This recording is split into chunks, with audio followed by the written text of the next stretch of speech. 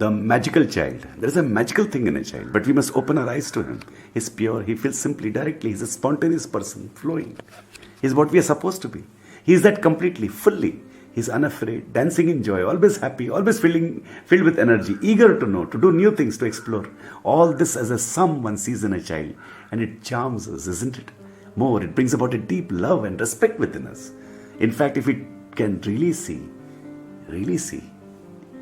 silently, meditatively, we actually see the divine in children.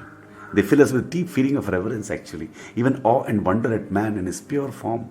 That is why most people are blind to children, and in that blindness crush children without knowing. They do not know what they're doing, the incalculable harm that they cause. A child forgives and forgets in his magnificent generosity, in his kindness, innocence and trust with respect to adults, in his making adjustments for adults' idiosyncrasies and making peace. When a child smiles and laughs, does anything, it springs from deep within him. A child is devoid of hypocrisy. He does not yet know that phenomenon. The child is the one who makes the man. The leaps, the upward thrust, the psycho-biological process of growing up is impossible without this divine fire that man is born with. But it is not usually a successful process, sadly, because man intervenes, limits, stultifies, corrupts, confuses, above all, places a burden and stress, and on the whole, starves the child of values. Isn't this true?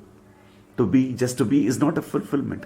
Our needs, children need experience, feed of knowledge, exploration, doing things. It's something a child needs like food.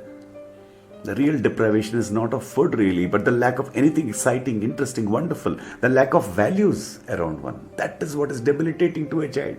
That is what is suffering for a child. The saddest thing is when a child is bored. The boredom that kills him, that inhibits the flowering process, the prison walls erected, the lack of fresh, clean snatches of air. When one looks at the child, one feels that child's capacity is infinite. He is a deep well, and his receptivity is very high.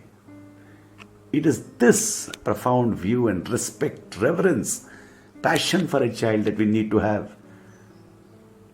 And then we would see the divine flowering happen pretty naturally. Man, he will become as he was intended to be, ought to be, by his very nature. We can't tamper with nature. Nature to be commanded must be obeyed. We must obey the nature of the child to bring about that flowering. Only this, I believe, can bring about a new world.